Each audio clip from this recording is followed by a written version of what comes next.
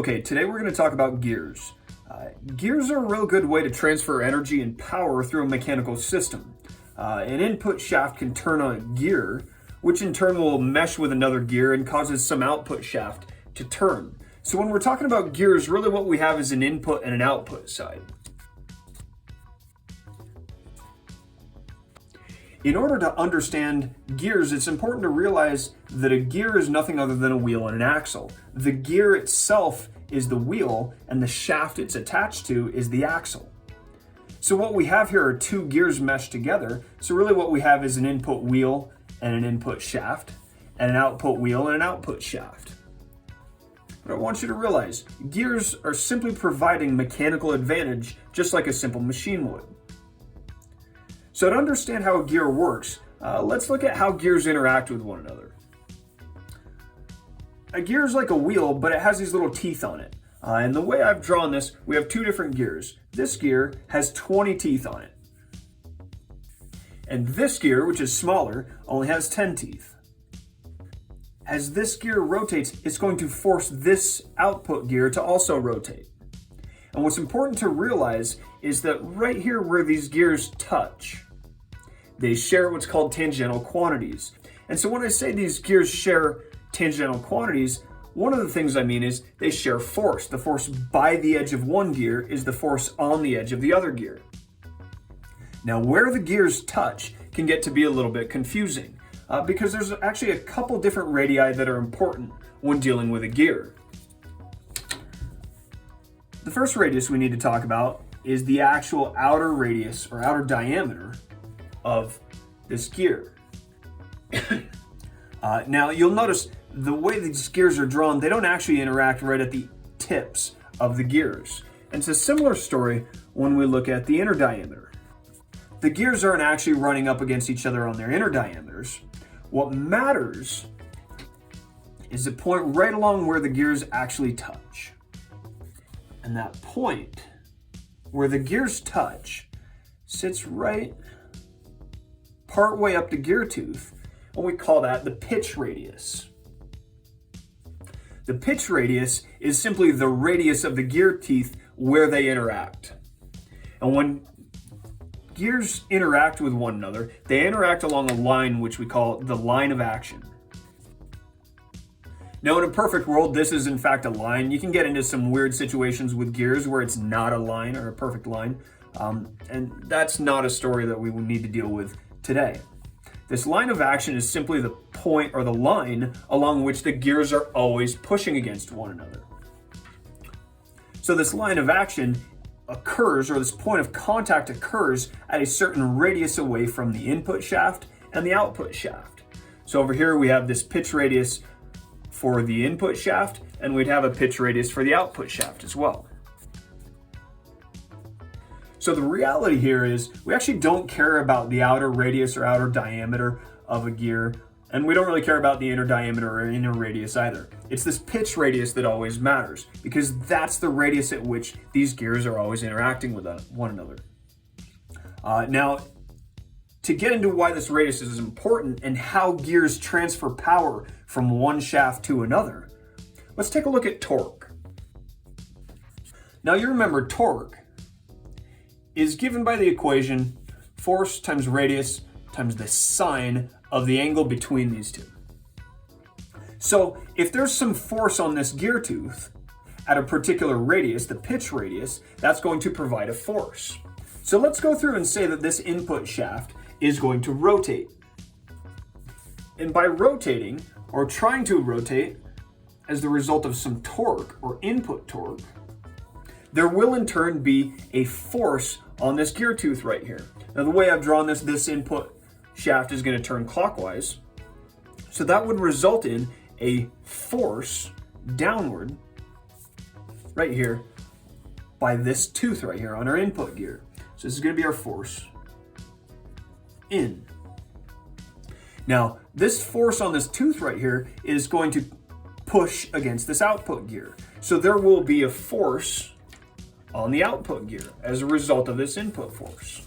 Now I want you to realize, going back to Newton's laws, for every action there's an equal and opposite reaction. Well, really what that means is if there's an input force by this gear tooth right here along the line of action on the output gear, there will be an output force that is equal to that force.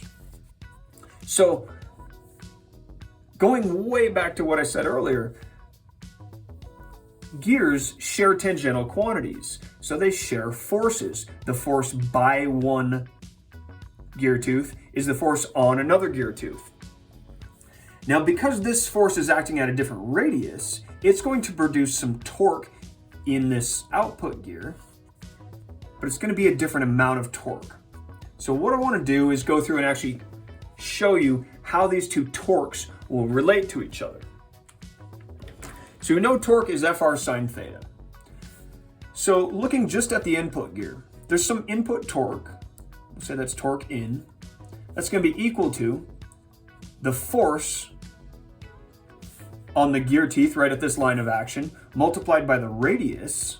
I'm just going to say this is the radius in. Realize that is the pitch radius. It's not the OD or the ID or anything like that. It's the pitch radius that we're concerned with. Now, because the radius extends from the center of the gear to this line of action right here, we can say the angle between the force and the radius is a right angle. So the sine of a right angle is 1. So we get this input torque. It's simply the force on that gear tooth times the radius. And it's a similar situation on the output side. The output torque is going to be the force out times the radius, or the pitch radius of the output gear. Now, like I said before, going back to Newton's third law, the input force has to equal the output force. Now that's assuming there's no frictional losses in this, which for now we are saying. So if the two forces are equal to each other, F out equals F in. Now if we rearrange these two equations for forces, we'll find that we can equate the two equations and relate the torques to one another. So with these two forces, we can sub them into this equality here. And if I want to relate the torques to each other, I can simply rearrange this a little bit. Now, why I've chosen to rearrange this way, we'll get to in a little while. You'll see why this is important. But for now, I want you to see the torques are related to the radii. Ultimately, all that's happening here is if we want to relate the input to the output torques, we can see a large radius on an input gear compared to a small radius on an output gear is going to result in a reduction in torque. Now, if we were to flip this around, let's say we made this the input side and this the output side. By having a small gear drive a large gear, or by saying the input side is small and the output side is large, what we get is an increase in torque. You can look at this as mechanical advantage effectively. Now, just like when we're dealing with simple machines, there's a trade-off here. So rather than talking about just torque, let's also look at angular distance or rotation. So what we're going to do now is allow this input gear to rotate through some certain angle. So if this gear rotates, in turn, this output gear is also going to rotate. Now, it's important to understand, going back to our line of action here, that gears share tangential quantities. So if we're to allow this gear to rotate through a certain angle, maybe through one full revolution, that doesn't mean this output gear is also going to rotate through the same angle. Angular quantities and tangential quantities are different things. So what we need to talk about is not really the angular distance which a gear travels through, but a tangential distance. So I'm going to refer to that tangential distance as S. I don't want to call it D, that gets confusing with diameter. So we've got a tangential distance S in and a tangential distance S out. To relate tangential distances to angular distances, we can say the tangential distance traveled by the edge of a wheel or any rotating body is equal to the angular distance multiplied by the radius of that object. In this case, we're concerned with the pitch radius. Now, this works out if we're talking about rotation in radians only. If you put this in degrees, it doesn't work. But if we apply this to the input gear, the distance traveled by the edge of the gear is going to be the angular distance traveled by the input shaft. If we let this rotate around once, that's going to correspond to a certain angular distance, 2 pi, multiplied by the radius. So I'm just going to write R in, but again, remember, that's the pitch radius, not the OD or the ID. So what we have here is a relationship between how far the edge of the gear travels and the actual angle which the input shaft rotates through. It's a similar case with the output gear. And you'll see what we're setting up our equations very similar to what we had set up with torque over here. The catch is, in this case, just like forces were shared between the gears, the tangential distances are shared. Imagine we're to allow one gear to pass a point right here. So this input gear turned so that one tooth passed a point right here. That would drag along one tooth of the output gear. Or if we were to allow this to rotate farther, if we were to allow this to rotate through a half of a revolution, we would see 10 input teeth past this point right here. Well, that would cause 10 output teeth to pass this point right here.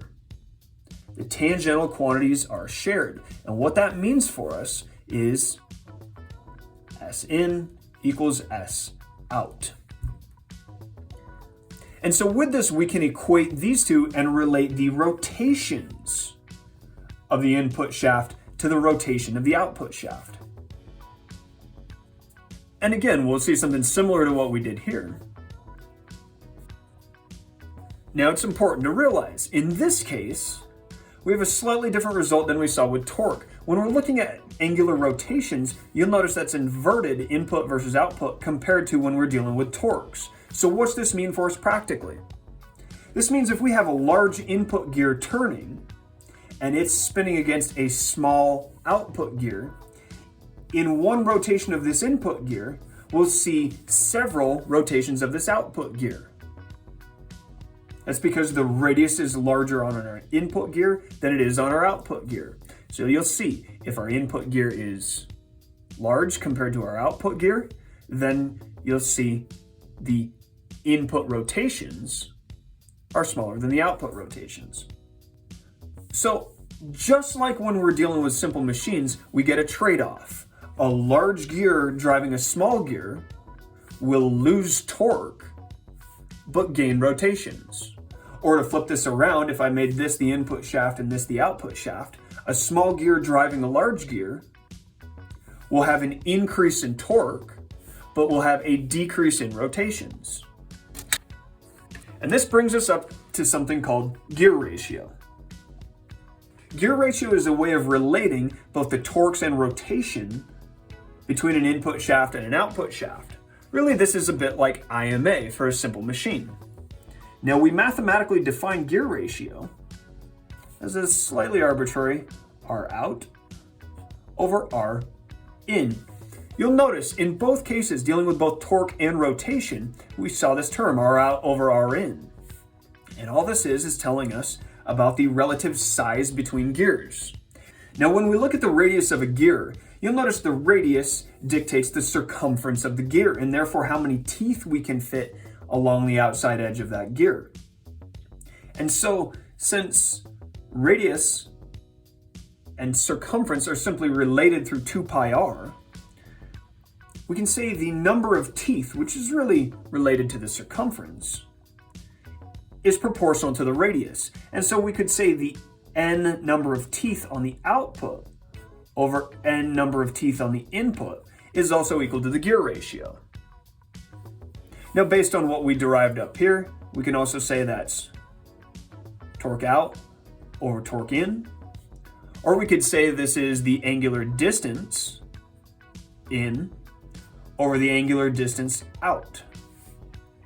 If you went a step farther with this, and we said this input gear was rotating at a certain rate or angular velocity, really that is simply taking and looking at a rotation with respect to time, rotations per second or rotations per minute.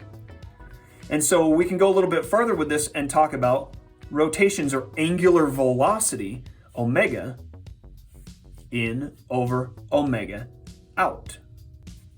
And so while this looks like a complicated equation, realize this way of discussing gear ratio can carry into lots of different ways of using and looking at gears. We can relate radius to tooth counts, to torque, to angular distance, to angular velocity. But what's important to realize is when we're talking about work done, we know work. When talking about rotational systems, is simply going to be a torque times an angular distance. And you'll notice if we have a certain amount of work come into the system, we won't have the same amount of work come out. And so ultimately all this means, going back up here, is that the energy into the system is the energy out, so we can exchange rotations for torque. So if we want to take and put in a certain amount of torque and get some rotation out, maybe we want to amplify the torque. That means we're going to get less rotation. Or to change this around, we could have less torque, and that will result in more rotation. This is sort of a graphical way of showing this. What's important to realize though is work. In case of gears, that means energy in is going to equal energy out, unless we have some frictional loss here, which we're ignoring for now. That also means the power in is always going to equal the power out. We simply have mechanical advantage. So I want you to think of gear ratio just like you would mechanical advantage. Now, there's lots of different types of gears. We'll talk about that later on. Not all gear systems involve just two gears meshed together like this. We can have gear trains, which are several gears in a row. We can also look at putting together gears so that rather than having them rotate in opposite directions like they do here, we can have them rotate in the same direction. We can also have gears like bevel gears that come together at an angle, and we'll get into all those things later on. For now, we have a simple set of gears meshed together.